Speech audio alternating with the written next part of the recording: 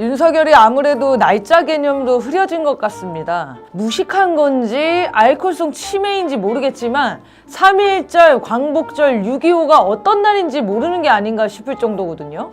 이번 광복절 축사를 듣고 오죽했으면 일본이 매번 안도하다 못해 환영하는 분위기던데, 일본 언급이 딱 한 번 나오는 광복절 축사 들어보신 적 있나요? 일본을 몰아내고 해방이 된 날인데 해결되지 않은 과거사 문제에 대한 언급은 하나도 하지 않고 자유를 부르짖고 전쟁 준비를 다그치는 말만 늘어놓았으니, 그러니까 8.15랑 6.25를 구별하지 못하는 거 아닌가? 의심하지 않겠냐고요. 아무튼 이 끔찍한 경축사에 담긴 윤석열의 위험한 계획, 오늘 입벌시에서 다뤄보겠습니다. 입 벌려라, 시사 들어간다. 우선 윤석열의 모든 정치적 메시지의 키워드는 자유입니다. 이번에도 다르지 않았죠? 광복절 경축사에 자유라는 말이 무려 50번 등장하거든요. 이 정도면 뭐 세뇌 수준이라고 봐야 하지 않을까 싶은데, 자유 좋습니다. 일제강점기 독립군들도 식민지 조선이 아니라 자유조선을 위해 싸웠잖아요.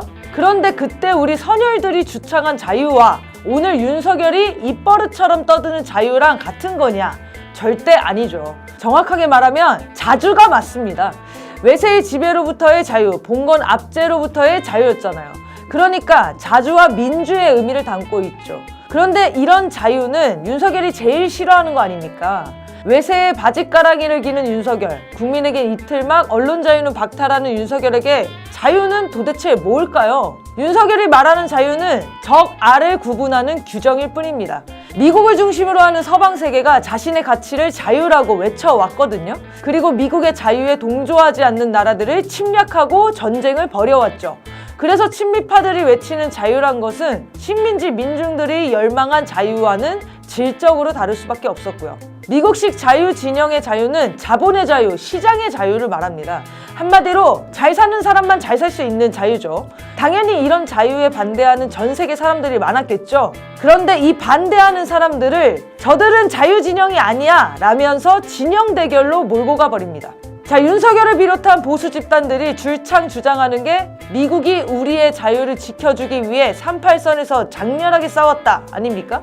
미국이 우리의 자유를 지켜줬기 때문에 미국이 시키는 것은 무조건 따라야 하는 굴욕적인 동맹 관계가 만들어졌다고 볼 수 있죠. 전범국 일본에 핵폭격을 가했던 미국이 바로 일본의 후견국이 되어 동맹을 맺는 것도, 해방 후에 전범국 일본이 아니라 조선을 분할하는 이상한 짓이 가능했던 것도 바로 미국이 우리의 자유를 지켜줬기 때문에 괜찮다고들 하잖아요. 자유라는 단어가 왜곡돼도 너무 왜곡됐죠. 윤석열이 말하는 자유는 시장의 자유, 부자들의 자유일 뿐이거든요. 그러면 1945년 우리 동포들이 되찾고 싶었던 자유는 무엇이었을까요? 김구 선생님이 외쳤던 외국 군대의 강점에서 벗어나 완전한 자주 독립을 실현하는 것이었습니다.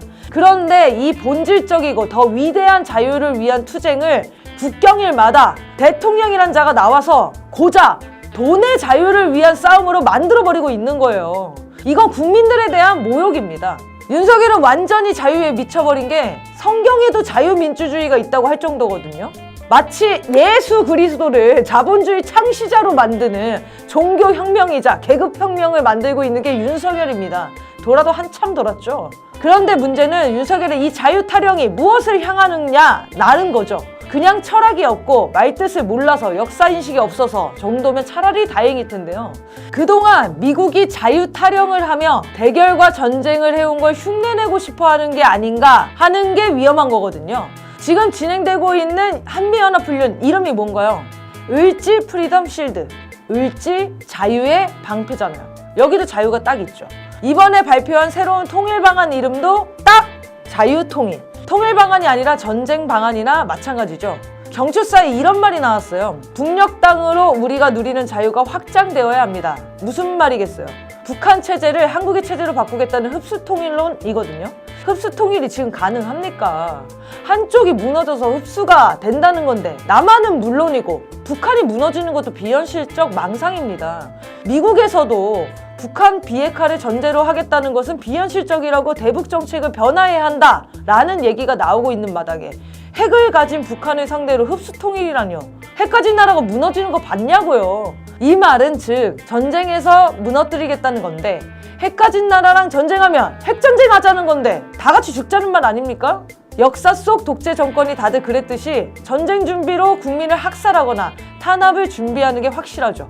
대표적인 게 이승만이 저지른 보도혁명 사건이잖아요. 박정희가 유신과 계엄을 선포하고 전 국민에게 총화 단결을 명령한 것도 그랬고요. 이번에 윤석열이 흡수통일을 추진하기 위한 첫 번째 방안으로 우리 국민이 자유통일을 추진할 수 있는 가치관과 역량을 더욱 확고히 가져야 한다면서 가짜뉴스에 기반한 허위 선동과 사이비 논리는 자유사회를 교란시키는 무서운 흉기, 사이비 지식인과 선동가들이 국민을 현혹하여 자유사회의 가치와 질서를 부수는 일을 하고 있으며 그들이 반자유 세력, 반통일 세력이라고 한 말이 바로 이런 의미죠. 윤석열이 말하는 사이비 지식인과 선동가들이 누구겠어요? 바로 저 같은 사람들 아닙니까? 정부를 비판하는 정당, 단체, 언론인, 촛불 국민 등등등 자신을 반대하는 70% 모든 국민을 적으로 규정하겠다는 말이죠. 빨리 끌어내지 않으면 어떤 일이 벌어질지 걱정이 태산입니다. 이번에 미국의 아파치 헬기 36대를 4조 원이나 주고 사온다는데 그 헬기가 북한 탱크 공격용이라고 자랑을 하고 있습니다. 전쟁 나면 핵전쟁이라고 몇 번을 말합니까? 뭔 탱크입니까, 탱크. 윤석열 머릿속에 전쟁은 베트남전, 걸프전 이런 건가 본데 제발 정신 좀 차리세요. 윤석열 탄핵에 전 국민의 목숨이 달려 있습니다. 지금까지 입 벌려라 시사 들어간다 이빨씨였습니다.